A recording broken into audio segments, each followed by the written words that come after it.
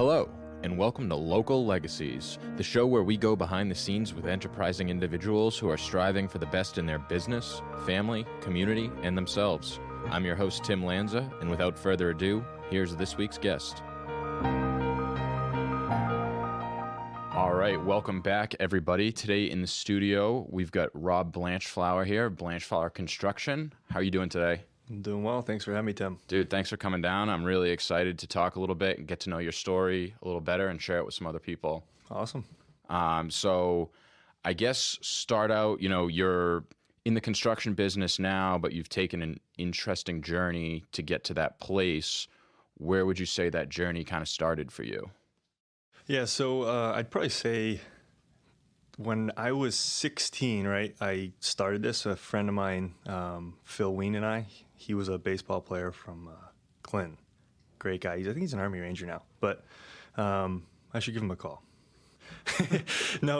So we started this company. We called it College Contracting Company, and we rented a bunch of equipment from Paul's Rental in Leominster, and we just did a bunch of random jobs. We littered the streets with flyers. We just did guerrilla marketing everywhere. And we drummed up some business somehow.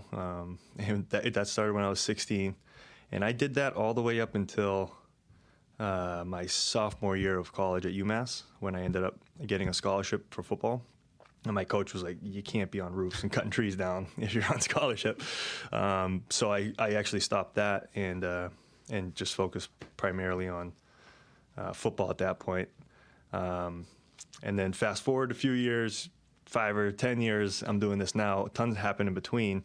I guess when I became more serious about football, I still worked. I worked every year. I was at UMass Amherst. So my freshman year I was redshirted, and I worked the College Contracting Company, and was doing D1 football and class, and it was really hard. And I struggled with my academics my first 2 years because of that. And luckily I got the full ride my sophomore year, and that's when it stopped. From there, I was lucky enough to set a record at UMass and, play some games, win a few games. I wish I won more. But from there, I was drafted to the Pittsburgh Steelers in 2014. And while with Pittsburgh, I was practice squad my first year. And in my second season, I got a really bad injury, and I was medically disqualified from the NFL. After that, I went out to Silicon Valley to work for a tech startup. I was doing sales, and I did well, but like I was discussing with you earlier, I just felt like literally like a caged, like a lion or something. Like I went from burning 6,500 calories a day, 5-6 hours outdoors, burning thousands of calories, to working 10, 15 hours a day in a cubicle for about 9 months, and I burnt out. I couldn't do it. My mental health was terrible. Like I just couldn't manage it. So I told my parents I'm moving back home. To my kind of I called it my get right job, where I just needed to kind of I never took a vacation. Like my college, my friends went to spring break. I never went to Panama Beach. I never went down south. I worked out and I worked. So even after my sophomore year, I told my coach, I'm like, I got to make money, because that's how I was wired. So even my junior and my senior and my redshirt senior year, I was working for a landscaping company up at UMass, like the UMass Amherst Landscaping Company or something. So I was still working that whole time. Lost my train of thought here a bit. But anyway, when I came back, my get right job was photography and video production. It's something I became passionate about after I came back from California. It was a hobby that got me outside and was very healthy and super fun. I met a lot of people that didn't only view me as a football player. They were like weird artist people that I'd never associated with, and they were just great. My sisters were both in theater growing up, so I was used to that, and I found a lot about myself, and I met my wife that way, and I now have 2 kids and a great life with her. And when we got married, I realized I couldn't travel and, do all that. I was working for a travel company at the time, and I couldn't do that. I wasn't making enough money, and it wouldn't have been fair, right? So I decided I would get back to my roots and started the construction company back up. Excellent. And now going, back to the beginning when you're 16, you're starting doing these kind of side jobs or odd jobs or whatever. What was like the motivation there to get started with that?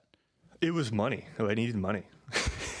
Yeah, I had a full ride to West Point, and I had a partial scholarship to Holy Cross, and my parents thought I was nuts.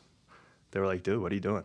Like, you're turning down free money." And I told them I really want to go to the NFL, and I'm going to do my best to get there. And I needed money to pay for school, so that's what I did. I took out a loan and I got a job.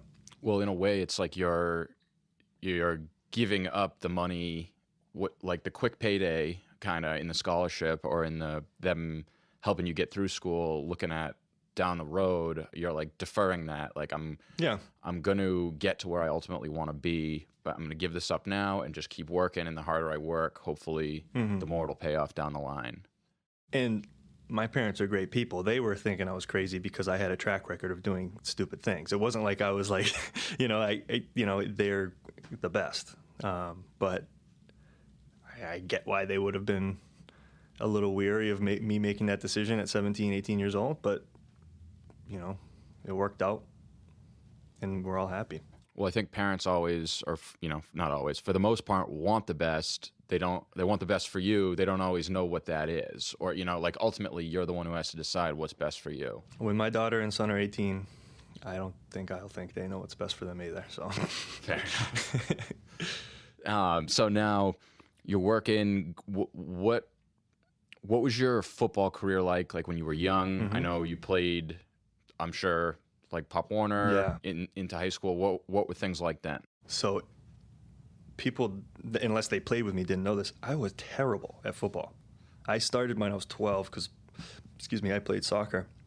And I liked soccer, but I just kept I love to ski and play soccer. Those are my two biggest passions growing up. And then when I was 12, it got too big. And everyone's like, you got to play football. So I'm like, all right, I'll play football. And I was very much so, kind of pushed in that direction by friends and family and everyone. Every guy in Leominster, they were like, that guy's got to play football. He's a big kid.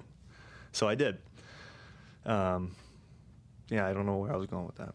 So you were playing, this is like before high school?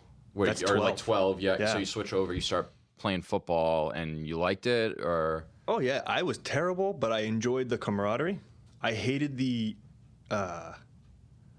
when I first started, I was used to pretty gentle sports. I was not used to the in-your-face, constant physical clashing and pain and yelling. I was a tough kid, but I wasn't used to it. Then when I got into high school, I started to grow even more, and the hormones or something. I loved it. It was my outlet to get all the aggression about anything that if I stubbed my toe that morning, I was taking it out on the other guy. It was like a perfect outlet for me. Start to get a little testosterone in your system. That must have been it. Yeah. Hell yeah. Now, and what was the point where you realized this isn't, most people play high school football and they know that's it. This is where hopefully I get a good 4 years playing. Hopefully maybe I catch a couple touchdown passes. Yeah. When did you start to realize hey, this may go beyond just my senior year of high school? I found that out my senior year of high school. When I was playing, I didn't have highlight tapes. There was very little game tape, if any. I was not actively being recruited. I was not I went to a few camps, but I was not being actively recruited very much until my senior year when I went to a camp and I got a few offers. And then, I never told anyone when I was in high school that I wanted to play D1 football or go to the NFL. Never.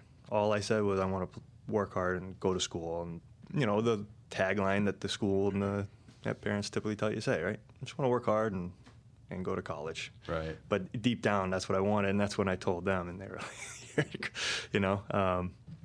So it's funny, but it's funny. I don't reflect on this at all, so it's kind of great talking about this with you because it's unbelievable that I really never think about what I was thinking as a senior in high school, but it's true. I never told anyone. Like, I didn't wear gloves. I didn't put eye paint on. I was very non-flashy. I just went out and played. And my senior year, that's when I started getting recruited. And then in college, after my junior season, that's when I realized, I was like, I think I'm going to the NFL. You know, people would tell me as a freshman, oh, you're going to the league. And I was like, nah, dude, trying to be modest. But then my junior year, I was like, I think I'm really going. I think I'm going to do it. And now, what did that look like throughout college? Like, I know so you were working up until your sophomore year, doing side jobs, then you get a scholarship, and they're like, that hey. was the coolest day of my life. What was that like? I was sitting in the training room at UMass, and the coach was Kevin Morris at the time. And Coach Picucci, who was like my hero growing up, he's a Leominster native. He actually recruited me to UMass. He was the New England recruit or whatever. And so he's like, hey, go in the locker room. Coach wants to talk to you. So, all right. Okay. So he's like, go get taped up and he'll come find you. So I go get taped up. You tape your ankles every practice. And Coach Morris sits down next to me, and I'm a redshirt freshman at the time, so sophomore academically. And my heart was like pounding because you're still young, right? And you're like, I don't know, I was like 18, 19 years old. So I was still kind of intimidated by the upperclassmen and some of the coaches and stuff. And he's like asking me a few questions about my day, and I'm like, this is really weird. Am I about to get cut? Yeah. And then he's like, by the way, I want to let you know that you've been working really hard. I want to reward you with a full scholarship. And I was like, I couldn't believe it. I was so happy. I'm getting happy just thinking about it. Just how happy I was. Such a good feeling. Well, it's like all that work, like you work and you work and you work, and you're working, not just working hard on the field, but you're also working hard trying to make money to pay for the opportunity to be there. Yeah. I think they saw that. They probably saw that. I don't think most people do that. So. Plus, it gives you, from their perspective, potentially, it gives you, they're looking at it's like, well, this kid's splitting his time. He's this good at football, and he's taken how much time to go work. What if we can just get him to put all that energy right back onto the field?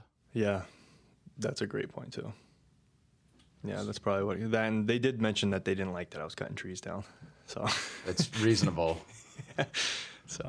So then going into, as you go through college ball, what does it look like getting ready to go to the NFL? Or when did that start to materialize as like, I think this is really going to happen? Yeah, again, my junior year, I had a couple games like over 100,000 yards or not 100,000, over 100 yards. And I think my last game of the year was I actually tore a ligament in my ankle in the game. And I still had like 100-something yards against the guy who got drafted that year, a safety from Central Michigan. And it was at Gillette, and there was a bunch of scouts there. And then that's when, after that game, pretty much immediately, I started getting calls from, I don't know, people. I don't know, like scouts, and they come to the practices, and people call your cell trying to ask you questions. And I was like, this is weird. People, Boston Globe wants to come interview. I'm like, I was never the star. So it was cool. I did have, I enjoyed that aspect of things. It was nice to be the star.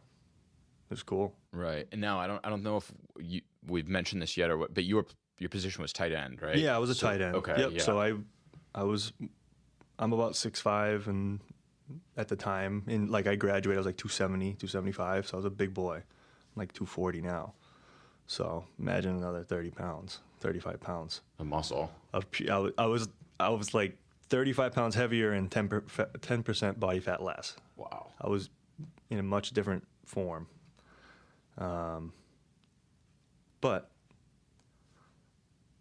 I'll tell you, my hips hurt a lot less when I'm not banging at people every day. And I still have the aches and pains, but I mean, it's not like construction is an easy job either, but comparatively, it's nice. I like to be outside and working. I like hard work. I don't know what it is. That's a good thing. I think that's like a like human animal thing. It's like you're meant to be like moving, doing something all day. No, it's true. We'll get to this in a little bit, like once we get there chronologically, but we can talk a little bit about what, like how the office affected that for you and how, the Oh, going negative from effect. Yeah, right, football exactly. to corporate. No, that's fine. Yeah, psychologically, I was not the only stimulation that I was getting. I was used to getting 100% physical stimulation and mental stimulation, but that mental stimulation was constant. Like when you're, playing a high level football, it's very, very mental. Like the speed at which things happen and change is from high school to college is, very, very intense. And from college to the NFL is like, can't explain it. It's like you have to know everything that's happening on the field all the time. And in order to do that, you watch a ton of tape. But like 3 hours of tape is not the same as 15 hours in front of a computer screen. I just think something about it wasn't good for me. And not to mention, the injury that took me out of football was concussions. So post-concussion syndrome with tons of computer screen is not a good combination. So plus lack of sleep, it just wasn't, for me, my competitive nature and like drive was actually, something that caused me to fail there, right? Like I could have continued. I know I could have done it, but I chose to stop there because I was just like, this is not for me, Now, you feel like that was a time in your life where you kind of had to take your foot off the gas and let your body and mind recover I actually just started doing cardio this year. I have not touched weights in 4 years. I don't want to. I was like, I need to get back to that primal thing you're talking about. I really want to get back to like where Rob is supposed to be naturally. Like I'm not supposed to be 280. Right. I would have to literally force feed calories to myself because I didn't want to eat. Like I'd have to eat an extra pancake every day. I don't want to eat the pancakes anymore. I got a couple pieces of toast and I'm out the door. Like I'm good. I don't need a 5-course breakfast and a 5-course lunch. It's crazy Right. with the amount of calories you eat. So I'm definitely really grateful to be where I am because I honestly don't think I'd be, if I kept gutting it out with football. If I just kept getting concussions, God knows where I'd be. I mean, I'm really grateful that I got out when I got out. Yeah, no. So going, I guess, leading up to that, so you're at UMass, you start getting calls. Clearly, there's interest. The Boston Globe's reaching out. You realize, like, maybe I'm going to the league. What happens leading up to that, and what is it like, for you getting drafted? So it's very intense, like, because so when you're at that level, right? Not only do you get those phone calls and everything, but now in the age of like social media and everything, it's like everyone knows no matter what. So, like I remember in college, I had like this guy that would like follow me everywhere. My senior year, I was out on like a date one time. He just like showed up next to us because like he found me on Facebook or something. I don't know. It was really strange. So I deleted Facebook back then. I haven't turned it back on. But yeah, so like weird stuff like that. Also, dealing with people that just want to be around you because they think you're going to the NFL. So that was different because I'm a small town, Leominster guy. I just wasn't. It was a lot of big changes that way. Physically and mentally with football, nothing changed. It was the same objective. It was work as hard as you can and don't go on vacation.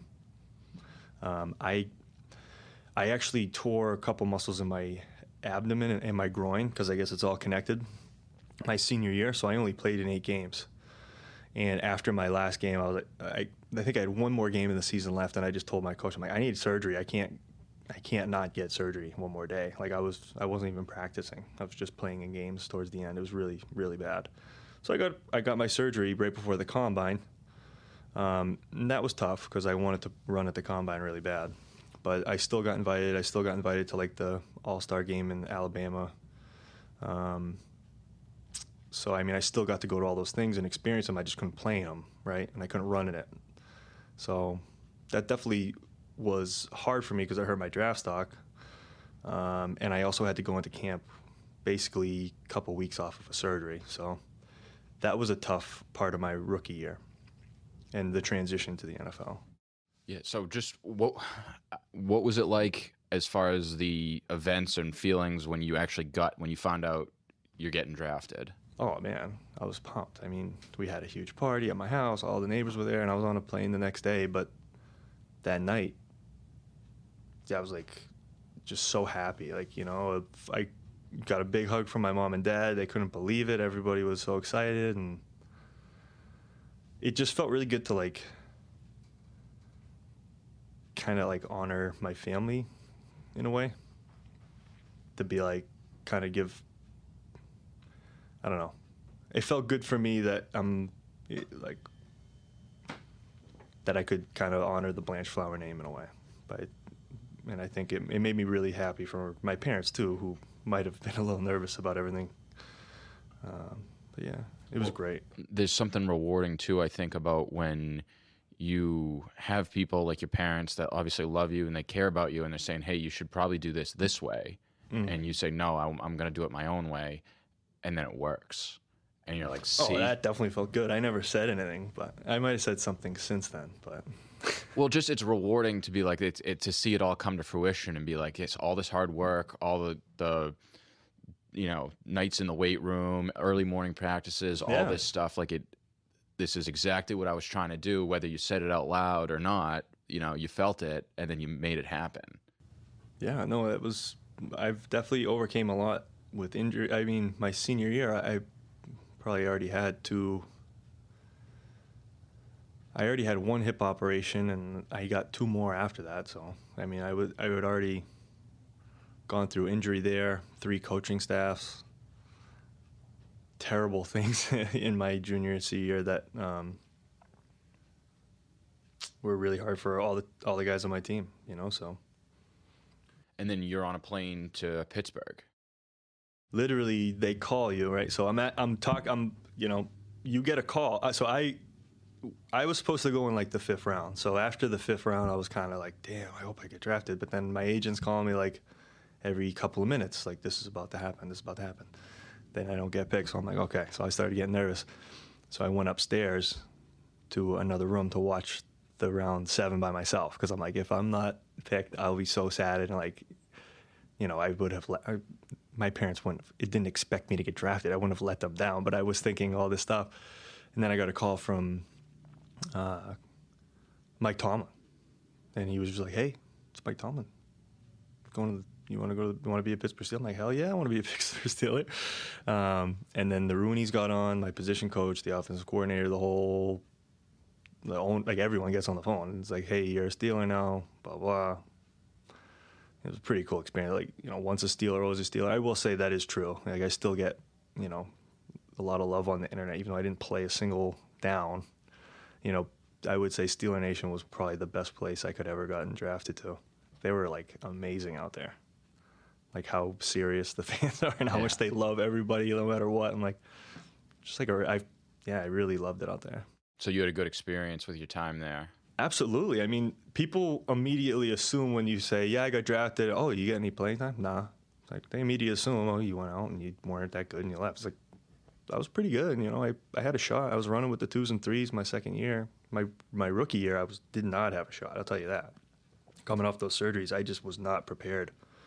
Physically, I was not, like, my junior year of college, I felt like I was in better shape than when I was a rookie in the NFL, because the surgery I had was a big deal. It's like 7 different muscles.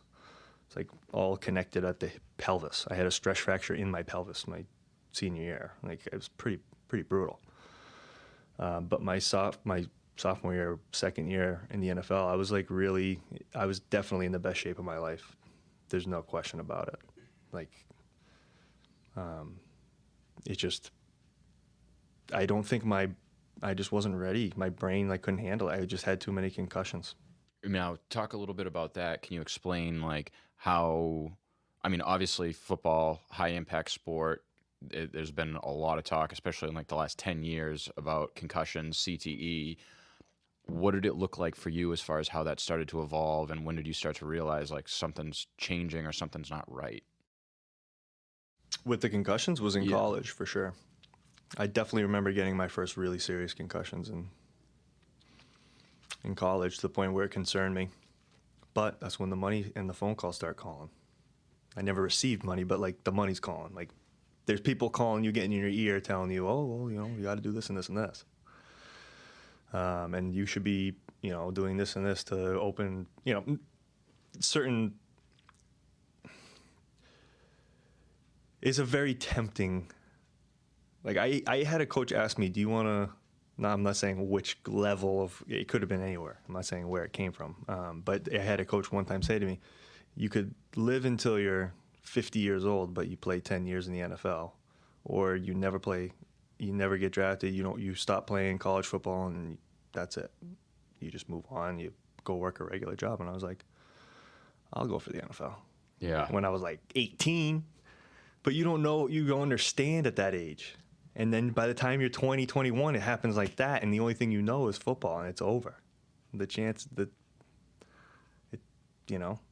So my heart breaks for a lot of people who would, you know, deal with the long-term consequences of it,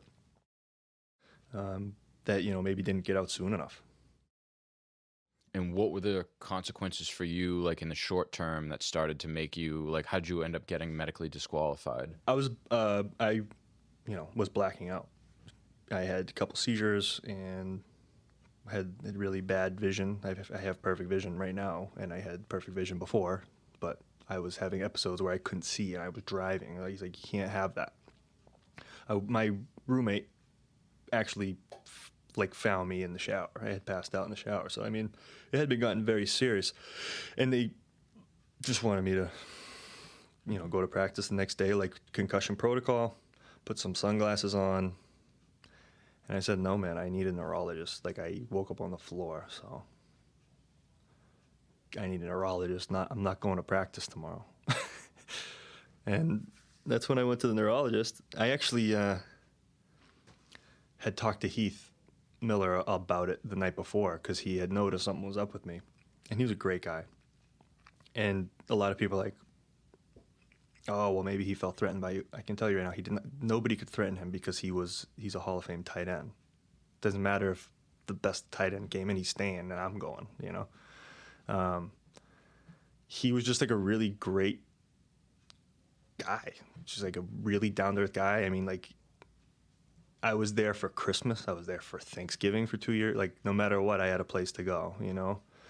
No matter, like, always made sure I had a place to go for Christmas. Always made sure I had a place to go for Thanksgiving. And I went to him, and I was just like, dude, I'm having this, yeah, it's like, I think it's concussions. And he was just like, yeah, man, you should talk to the trainers. It's not worth it, you know.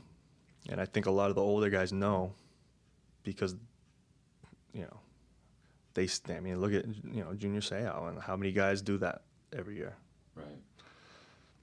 I mean, I encourage you to look up the stats. There's a pretty high rate of that. So, and something that was largely ignored by it still the is league, ignored by people. You know, no one wants to hear that. The people.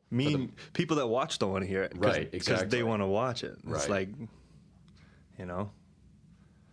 So, I drive a truck, but I complain about global warming. Right. You know, I have a hybrid for my wife. I need the truck, but still, I do feel guilty. It's like same thing. Like, you complain, oh, the NFL's racist, the NFL's homophobic. You remember the stuff with the guy, I forget his name. I think Michael Sam. Michael Sam. Yeah. And he was a nice guy. We all the rookies at the combine went out together, and he was generous and a decent guy. But yeah, you remember it's very scandalous or whatever, all the homophobic stuff. But it's like,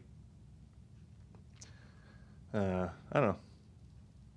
It's tough, because the consumer drives where the company goes, and right. The consumer doesn't really want to hear that football can't happen. Nobody wants to watch a flag football Super Bowl. That's a perfect way to put it. They want to watch two people smash heads. So, unfortunately, until the American appetite for it kind of goes away. Well, not unfortunately. I think it's a great sport. I love it, but definitely room for improvement. Right. Always room for improvement with everything. Yeah. And now, so after this meeting or multiple meetings with the neurologist, you realize like it's time to change direction here and move on to something else? Yeah, so I had met with a guy at Harvard for like 2 years, for every week for a year and every other week for another year. So it's for 2 years, and he's the guy who literally cut Hernandez's brain in half. Like, that's the guy that guys that go have what I have go to after the NFL, and he helped me a great deal. And he had got me to go to therapy for the first time. Never did that. I was like, oh, this is nice. It took me a long time to get used to it, but it worked for me because there's a lot of things I just didn't know how to do. That when people think therapy, they think it's like you're crying on a pillow. It's like, no, I literally didn't know how to organize my day because and it's like I can call my mom at 25 and be like, hey, Ma, how do I organize my day? She's like, what the hell are you talking about? Right. Well, it's almost like I think therapy is almost like going to the gym for your brain. Right. And you're like exercising your thoughts and emotions and figuring out. Yeah, like you can't just walk into a supermarket and level somebody because they cut you off, like you can in football. Like you gotta like chill and like go get your hamburger and leave. So we're conditioned to be as big and fast and scary and physical as possible, but then when you exit that world, you don't really fit in. There's no place in society for a 6'5", 280 tight end who's ticked off. Like, you just go to jail. Right. So you have to you have to adjust big time. And I'm not embarrassed or ashamed to say that. It wasn't like I was going out and getting in fights. It's just like it was like being in a bubble for 10 years and coming out. Well, and you're what, 25 at this point? Yeah. So you're not even really like not. You're even an adult if you legally, would, but even if you had like not gone the football route and got just gotten a degree and gotten a job, you'd still be like really trying to figure out your the world and your life. Yeah, but I would have had a couple of years, I just feel like when you're at that level of any sport, you lose a lot of sense of reality, like what the normal person is going through, like what just a regular everyday guy is going through. You just totally lose sight of that because you're not. It sounds arrogant, but you're just not regular. Like, life is not that is not a normal life. When we talked a little bit before about how a lot of things are either like done for you or pre-planned, pre-organized. Oh, yeah. So what was it like kind of making that transition back into the real world? Well, like I said, it took a while. It took like 2 years, me, doing what I had to do. I kind of took a hiatus from career searching and just did what I had to do to get right. And that's when I started doing photo and video, because I was in the beginning of my post-concussion stuff. I couldn't remember anything. I missed every appointment. I would flake on friends and family. I just couldn't remember stuff. And so I took pictures of everything because would get scared. I would never remember it. And then my memory came back, but I just had this habit of taking pictures. And then I was like showing people, like, dude, this is like a good picture. Not like the angle looks good or the, composition of it is nice. And I ended up doing portrait photography for a few friends of mine that were models. And then it turned into like me doing more video work. And I got some pretty good contracts and experience. But like I said, when it came down to like putting food on the table, there's no messing around with that. Right, especially you got a family. That's what I mean. To provide, yeah. When I was a bachelor, it was like, man, I could have done that for 20 years, and I didn't need any money. I like stopped, buying things, and I didn't feel the need to like consume as much. Like, I didn't need to eat $100 of food a day. Right. You don't have to weigh $285 anymore. I like didn't value nice clothes as much as like I just would buy a Hanes tee that cost $10 instead of $25, like, or whatever. It's like just little things that I started changing the way I thought and trying to get back to like. It's funny you said the primal thing. I always joke about that with my wife because I just really require very little. I just need food, sleep, and family, and purpose, really. Yeah, I was going to say work, but purpose is really like a better way of putting that. And that's what my job now is. I mean, obviously my family is my highest sense of purpose, and then, you know, I would say providing for them is part of that. So, yeah, right now that same kind of drive and like addictive personality to like how I was very much so addicted to working out and high stimulation activities. So I basically just do that with construction stuff. You know, what's the best materials, or what's the best product for the roof? What's the best product for the siding? What's the best window out there? What's the best door? You know, and I just nerd out about it. And I have a lot of fun. Now, when you started, so you were doing the photography, you realized, like, I got to make this switch. You had done the construction before, but kind of different than how you're doing it now. Well, yeah, now I would say is a completely, like, legitimate and professionally run business, whereas before I was just flying by the seat of my pants, no receipts, you know, just, like, no organization, like, you know, just totally winging it. So let's talk a little bit about that, like, as far as building up the legitimate side of things. How did you start? What were like the first jobs like, and where'd you go from there?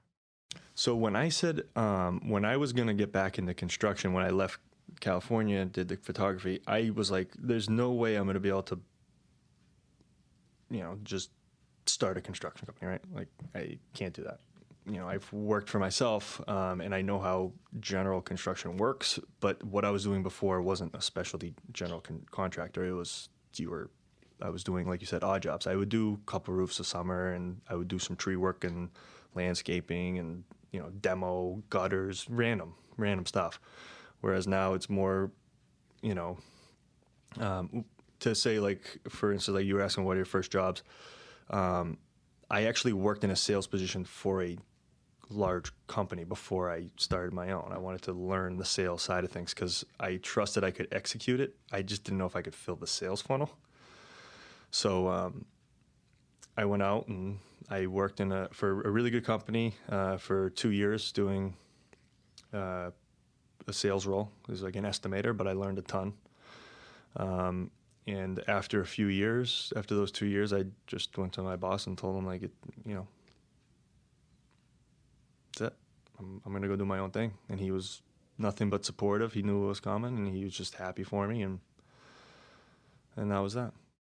And now you start, what does that sales process look like for you, or like the marketing side of things as far as how you're reaching your customers? A lot of it comes from word of mouth, just people that are, you know, I did a good job for them and they want to refer people, business to me, which is great. At first, those first jobs I got had come from Home Advisor, which was kind of sketchy. It cost a lot, but, you know, it's kind of like a necessary evil in the beginning to get the ball rolling, and then it's kind of like a self-fulfilling prophecy type of thing after that. Just kind of like it starts to snowball, and then I think that one thing I do well, not to brag or whatever, but I guess one thing I would do well, I would say I do well, is I do honestly feel good about my job. So I really do install the best stuff, and I have a great crew. I only have one crew that I work with, and it's just me and them, and we do mostly roofs and vinyl, and then whenever it's something like deck, windows, doors, then I have one framer, him and I do it. So if it's like a huge deck and it requires more hands, then we get more. But typically when it comes to our bread and butter, which is roofing and siding, probably 80% of our workload is roofing and siding. It's typically a crew of 8. It takes about a day, but we try to keep everything super clean. I try to over communicate with customers, because the biggest issues I've seen from other companies is that there's very little customer service in construction. It's pretty brick and mortar still, like low tech and kind of like grumpy guys that would hang out with my dad and my dad smoke cigarettes and throw them in someone's front yard. But no, like I'm totally joking. Like obviously, like the old timers are great. I just joke around with them. No, but it's a different world. They come it's just from a different time. world. Yeah, it's a different time, and I think that the one thing that I was really, really adamant about was doing something that I knew would be safe no matter what happened, with how volatile everything is right now, and just like every day's a dumpster fire. So I just, through talking with a lot of people, they were like, yeah, construction's pretty solid. Like Couldn't be in a better business. People always especially build right houses, now. and people always need a roof, you know. But the other thing that was really attractive to me is like the average contractor in the U.S. is like 60 or 58 or something like that. So there's a lot of room for someone like me or you in this, you know, in this field, to really kind of take over the next kind of generation, because, you know, it's competitive. It's a very competitive field, and there are, you know, a lot of people doing it. But I think you can, if you do good work, install good products, and have pretty much just like work on a good moral compass, people will come back to you and tell friends about you, and it'll work out. Well, and I think now, like you know, you've got a problem in basically all the trades right now, where when you and I were growing up, it's like go to college, get a real job. Oh my God, I wanted to go to CTE so bad. Same. And my mom wouldn't. My mom and dad, they were like, nope, you're going to college. Right. And I grew up with my dad with the business, you know, wrenching on cars and stuff with him throughout my entire life, and thinking like, this is what I want to do. They pushed so hard for me to not do that, to go to college. Here I am. I did go to college, but I came back. But you've got all these kids that were pushed into that route, and now you don't have enough tradespeople. And like right now, if you want to be a successful tradesman, it's honestly like answer your phone and go to the job. That's 80% of it right there, because there's really. I'm building a building right now, a new shop for my business, and it's like such a struggle to get contractors, and these are people I know, and it's just like there's so much lead time that they have between work they're backed up with, materials that are backed up, as we were talking about before, how long it's taken to get stuff. I mean, it's a tough racket right now. I mean, like there's a lot going on for everyone, right? In every field, no matter what. But I feel like with construction, it's like you give out a quote, and it used to be good for what, a year? I don't know. But the price of lumber has gone up 100 and 250%, and then back down to 70%, and then back up to 100. You know, if you give a guy a piece of paper with the proposal on it, and it's valid for a year, and then 6 months from now, or even 3 weeks from now, or a week from now, it could be a completely different price. It could be 10 times what you were thinking it was going to be. And if you're building a house or something, and That's what I mean. Yeah, you've got okay, this is what the house is going to cost, and then your just material price is just chewing away in your margin. I would say that it's been a great first year, but it's also been very chaotic, just because, you know, if you got into this 10 years ago, you didn't have to worry. Or I'm sure there's always been issues. I don't want to feel like we're like some type of special scenario, but it's been definitely pretty crazy. You know, it's been definitely wild. And it's just a matter, I think, of like being the ones that are successful are going to look at these issues and just be like, all right, so what do we do? You know, instead of looking at it and being like, oh, you can't make a buck, you can't do like, and complaining, you look at it as like, so how are we going to make this work? And start to work around those problems. There's only one way to go, right? You got to go up, because the other way is bad. You Right. can't be doing the other way. So it is, you got to be definitely flexible and like a hybrid player, like a rover or a H-back, you know, you can't be one-dimensional right now, because it's a really volatile market. The communication thing is huge too. It's like interesting that you touched on that, and I think part of it is because of the society we live in is so like you order something on Amazon, you can track it the entire way to your door, you know, so you're used to just getting that feedback right away, and now the customers want to know like, well, when are you going to be here? Like, how long is this going to take? Like, what, you know, and they want that information. And if you can kind of like comfort that anxiety on the customer end of things, I think it speaks volumes. Right? Yeah. Excuse me. Yeah, and it's like you really have to be mindful that that's their house. Like, so, like if we're doing windows and I tell you it's 9 weeks, and then I get a call at the 8-week mark from, the window guy, and he's like, "Hey, by the way, those windows, they're actually 10 weeks out." I have to call the customer, and they're not happy, and it's not my fault, but I have to eat it because Right. that's my job. So things like that happen every day. It's not just windows. You could just be looking for aluminum drip edge one day, and for some reason, every store in New England doesn't have aluminum drip edge for that one Tuesday that you happen to go to the store, and then you go tomorrow and there's 100 million of them. But that's the day you needed it. So Right. one day I had a customer, all the materials got there. The only thing that was missing was a skylight, or 2 skylights, I'm sorry, but they were supposed to be on the pallet. They were in Connecticut. So I got to go to Connecticut because my customer's roof's going to get ripped off this morning. I can't not rip the roof off. I already have it in the production schedule. So, sometimes you got to drive to Connecticut like that at 6 in the morning because that's just what it takes. Job's got to get done. Yeah. So, things like that happen all the time.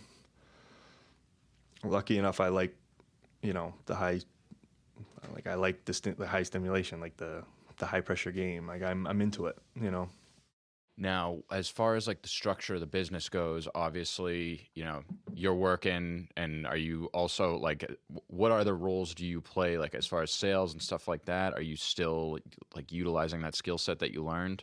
Yeah. So if you call, if you need a roof, Tim, I'll show up and I'll come estimate your roof. So that's my job until I get to the point where I don't need to do that. I'll be doing it. So cross that bridge when we get to it. But for now, I do estimating, production. I clean the trash. I do the books. I mean, my wife is a great help to me, but we're both learning together. So neither one of us has too much experience with things like QuickBooks or I don't know, all of it. Yeah, so I was going to ask, like, kind of what's her involvement with the business as well? So like things like pulling permits and calling, coordinate. So her role is operations manager. So it's the way as the company operates, I can't be everywhere all the time.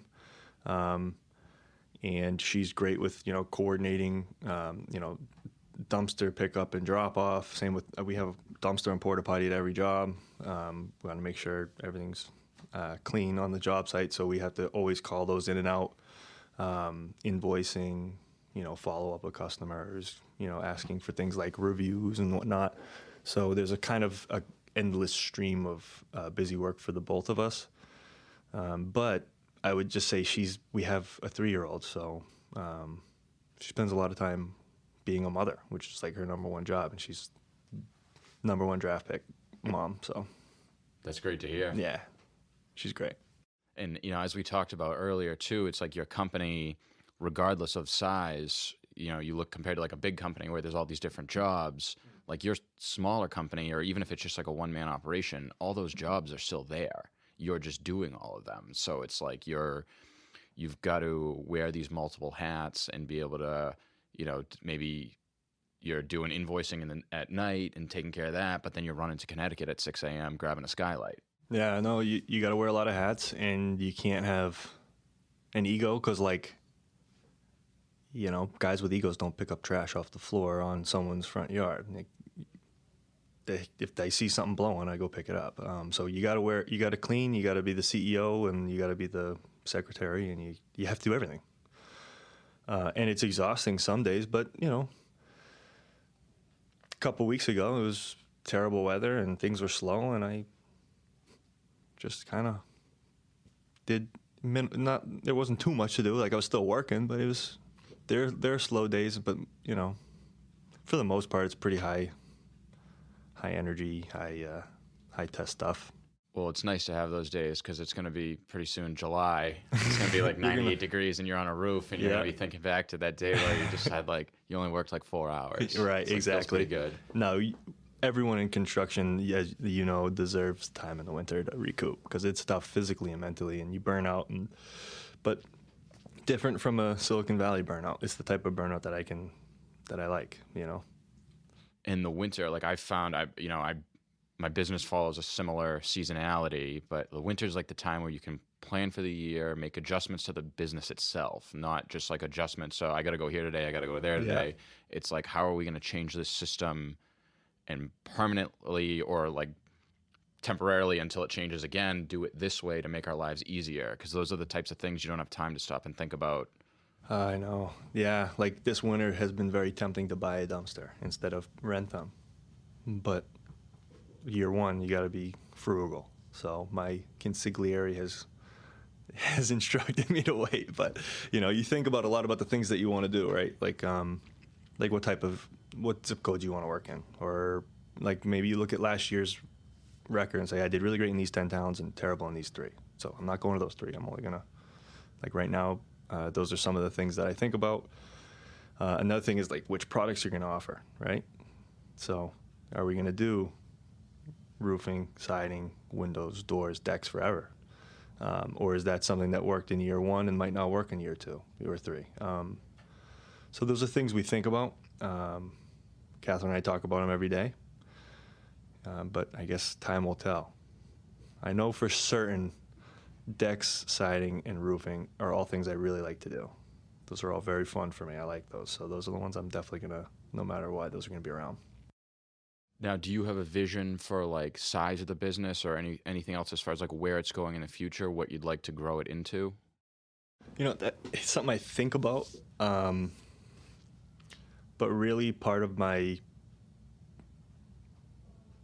I don't know if I am a success, but for me to be like where I am today has been to take just everything one day at a time, plan ahead, like think about the future and be ready for it. But like, I can't invest too heavily in springtime because we don't know what springtime is going to look like, right? So today is where my feet are, and that's where I'm trying to keep my head to.